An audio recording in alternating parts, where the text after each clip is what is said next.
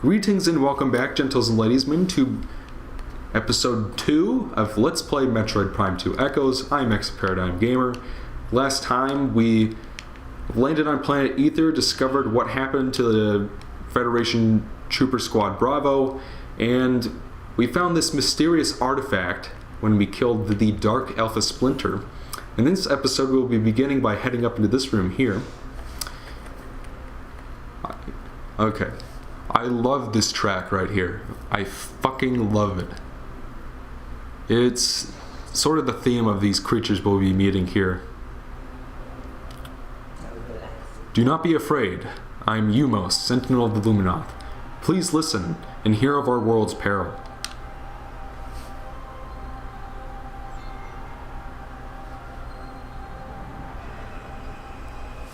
Long ago, a cosmic object fell to our planet. Our planet, Ether, exploding with great force. A rift was torn in time and space, and a strange power flowed over the world. So that dark storm we saw when we entered the planet, that's what that was about. Where once there was one Ether, there were now two. One of light and one of shadow, each existing in its own dimension. It was the end of peace on Ether, for a new race was born that day on the Dark World. One filled with hate and terrible power. They are the Ing. The Ing are creatures of shadow and darkness, knowing nothing of peace or mercy. For decades we stood against them, yet now we lie on the verge of defeat. When Dark Ether was born, our planetary energy was divided, half for our world and half for theirs. Should one world gain control of this energy, the other will perish. It takes Samus this long to lower her aim. Before you arrived, the Ing had stolen a device from us, one that collects planetary energy. With it, they have weakened our planet to the verge of collapse. But fortune smiled upon us this day, for the energy transfer module is now bonded to you. With it, you can help us restore our world. You're our only hope, Samus. Should we fall, the Ing will look to the stars for new planets to ravage and conquer. Your species could be their next victims. The Ing have taken our energy to 3 temples on Dark Ether. Find these temples and transfer the energy from them to our own. I have updated your map system with the location of another temple. There is knowledge there that can help you on your way. I've also updated your translator module. You can now access devices and doors coated with violet holograms. Many lands are now open to you. Prepare well for your journey. The Ing now know you possess the energy transfer module. They will try to recover it at all costs. Return to me once you have restored the energy to a temple. I will aid you as I can. May the light of Ether shine upon you. Okay.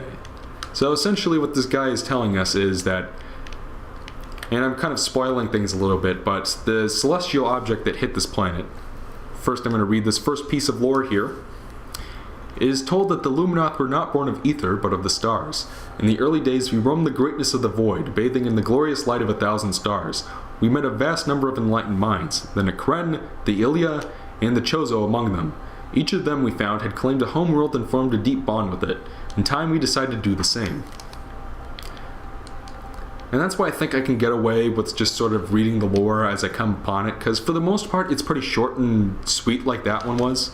It's not like Prime 1 where it could go on a little too long if you're trying to do a playthrough. I mean, I'm not knocking the quality of the lore in the first game, I'm just saying that for the sake of this playthrough I feel like it'll make things go a little more smoothly. But essentially what U-Mos has told us is that that thing we recovered from the Dark Alpha Splinter is an energy transfer module that allows the holder to transfer energy from Dark Ether to Light Ether, and vice versa. And the Ing, which are basically the main antagonists of this particular game, those creatures we saw earlier when you met Dark Samus, had been using that artifact to basically get almost every source of planetary energy transferred to their world. They were basically here, right about that Dark Alpha Splinter we fought was basically here at this temple to take on U-Mos and take the last piece of energy for Dark Ether. But we happened to show up and kill it at the last minute. So that begs the question. I'm going to assume that the particular Ing that had the energy transfer module was a particularly strong and intelligent specimen. So why in the fuck would it possess a fucking splinter? That boggles my mind. Like, why did it waste its time fighting us? Why didn't it send its mooks to do that? The Ing deserved to die for that reason alone. At any rate, we'll be encountering dark splinters in, sort of the regular areas. I'm gonna ignore them for now and go and... Oh, of course, I'm out of ammo. Hooey. There we go. Easy enough to get back. This is the first energy tank and the first pickup in this game. Well, besides the missile launcher we found earlier. But essentially, just like any other Metroid game in existence, this features pickups, and I will be going for 100% of them. I will be trying to find every single one of them so I can get that arbitrary percentage score on the end screen of this game. And a lot of people seem to think that that's really hard, that in this game in particular it's a pretty difficult thing to achieve.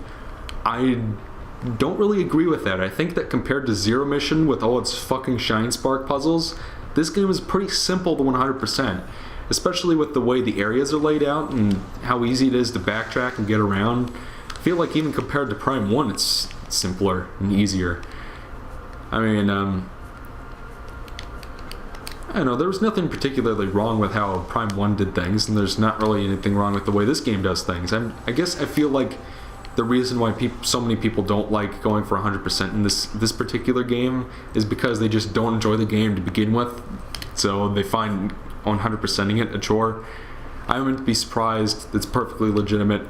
Oh, while I remember, if you see a Luminoth, a dead Luminoth on the ground anywhere in the rest of the game, scan it immediately. Do not forget to do this. Trust me, it'll make your life so much easier. Final entry, Warrior JF May. Their army swells. Beasts and rogue machines join the ranks of the Horde, all eager to bring death to the Luminoth.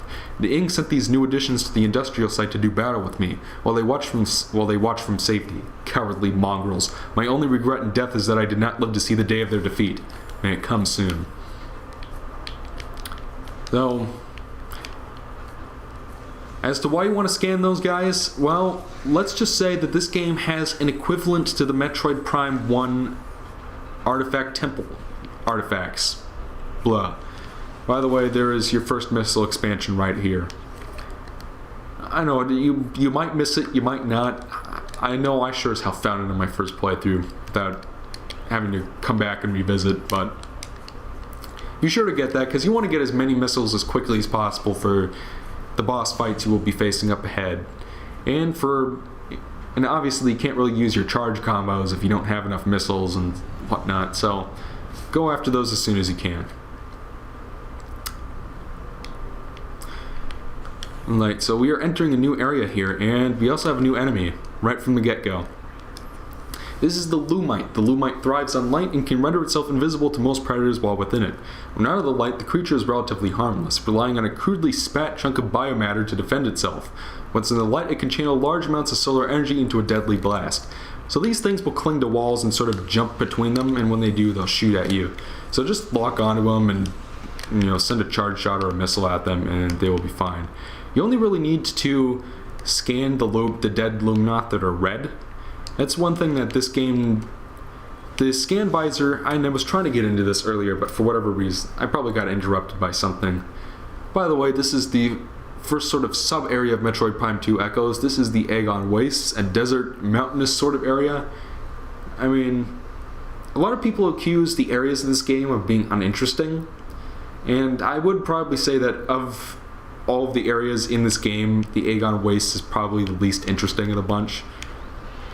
Here's a new enemy. This is the Sand Digger. Scans indicate that the Sand Digger has a dual-brain nervous system. Both of its heads are capable of attacking, disabling, and digesting prey. It fires globs of acidic digestive fluid at prey to cripple them and begin the digestion process. Its hide is very durable and resistant to weapons fire. Only its exposed eyes can be damaged. So basically what you want to do with these guys is lock onto an eye, if I can do that, and then shoot them until they blow up, and then that'll kill each of the heads. Once you kill both the heads, the worm dies and you can move on. But one of the things that this game really improved, in my opinion, over the first game was the scan visor. There was nothing particularly bad about it in the first game, but I did find that it was kind of difficult to sort of sort through what you needed to scan. Like basically what this game does is, even if we're looking here, the blue things are just sort of optional things like, oh, you can scan that and learn more about it if you want. I'm not going to be going for 100% scan log completion in this game. I should be clear about what it is that I'm doing. I will be identifying every enemy we come across. I will be going for all the lore. I will not be scanning each and every solitary asset in this game. That would take forever, and frankly, I question how interested people would be in that. These are sandbats. They're small flyers. They travel in packs for safety, though they are predatory in nature. Failing to find prey as a group, sandbats will often enter a feeding frenzy and attack one another in search of sustenance. But the blue things are just sort of optional things, and enemies are blue as well, but important lore or switches are all colored red. So if you see something red, scan it, it's probably important. Oh yeah, I don't have the sorry about that, I had to briefly attend to something, but basically we can't read that lore yet because we don't have the translator module for that. Essentially, Samus can only activate certain switches or open certain doors unless if she progresses to certain temples in the game, and we'll be reaching that fairly soon, but obviously we can't read the amber ones yet. I could see that being potentially divisive for some people, that like, oh, Samus can't do certain things without having a certain scan module or whatever, but I honestly don't mind it. It reminds me a lot of the security doors from Metroid Fusion, where you had to activate certain switches to open certain colored doors instead of, using the weapons for that. Oh look, fit are old friends, the Spache pirates. Yes, ladies and gentlemen, they are back from Metroid Prime 1, and they are sporting a new design. The space pirates suffered a serious defeat at Talon 4, yet they remain a powerful force for crime and disorder in the galaxy. Their technology continues to advance. Even the lowly trooper has received numerous upgrades to his arsenal. Photonic power sight and quantum assault cannon are now standard issue weapons for all troopers. I mean, like, in terms of fighting them, they're not too different than they were last time around. I find that shooting them with the charge beam shot and then following up with the missiles the quickest way to deal with them at this point in the game. We will be getting other weapons later in the game that are a little more effective. And is that all of them?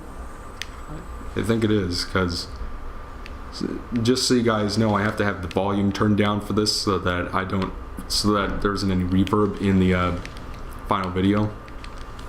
I think this is the way. No, that's not the way I want to go. I want to go over to that door there.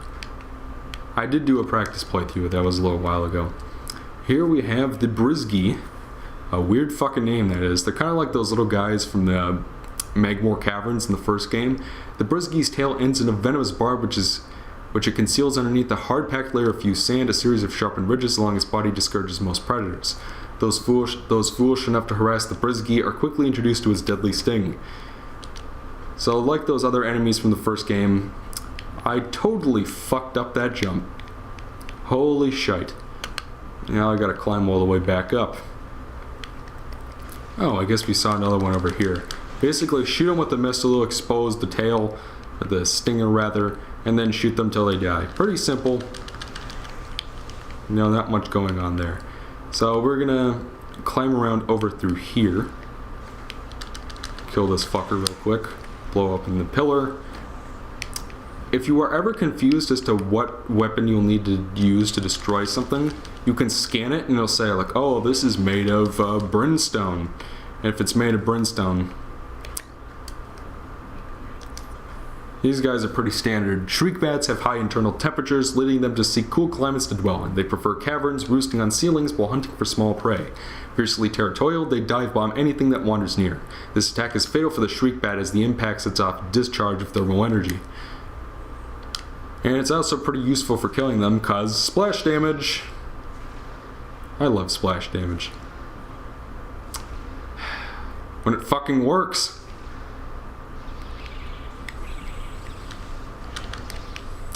Well, I mostly did it. Alright, so I'm thinking this part has gone on long enough for the time being. Join me next time when we go there and maybe meet the, or actually find the temple in the Agon Wastes. So, see you guys then.